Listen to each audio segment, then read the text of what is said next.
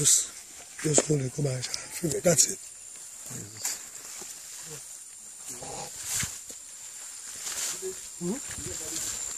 No, I sent somebody to go and look for him physically to see where he's at. So,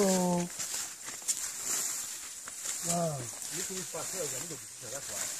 No, I not see where Okada. Lost up because I tried calling him, I couldn't get a hold of him. You get? Yeah. This is my village, Imasayi.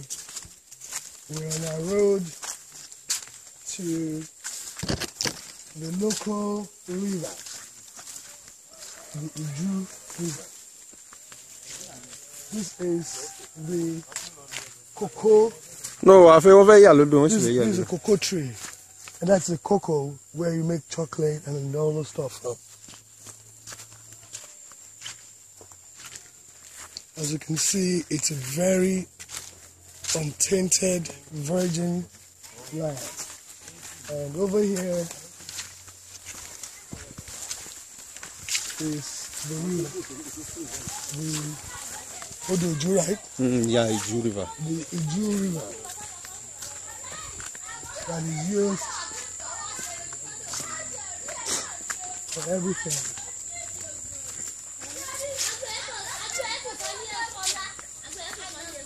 And that's the river.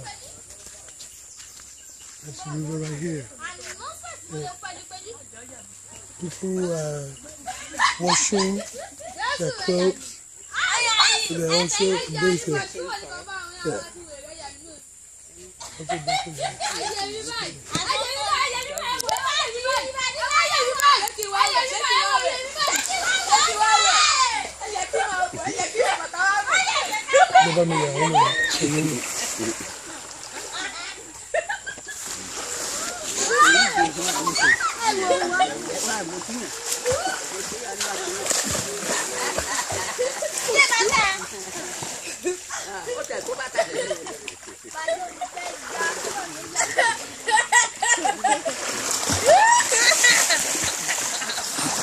Ele gugulo bo.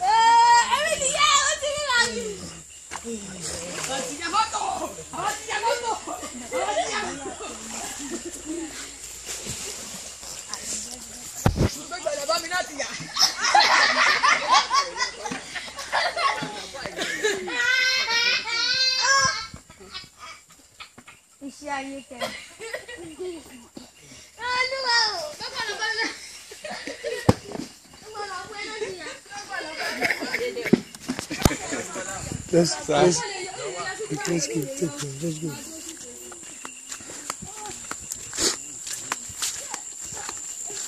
Oh yeah, and this is cocoa. Cocoa and the cocoa tree. The layer for it open second show.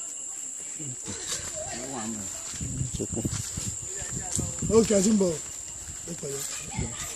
Yeah, what you first said? Obis. Sorry for more gobi. Gobi. And gobi. And for more. Ah, for more. Look. Ça faut moins qu'on va les need. Manika on va ba nja. Ça va donc.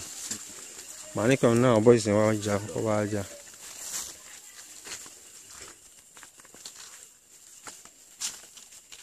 Ah, we talk one.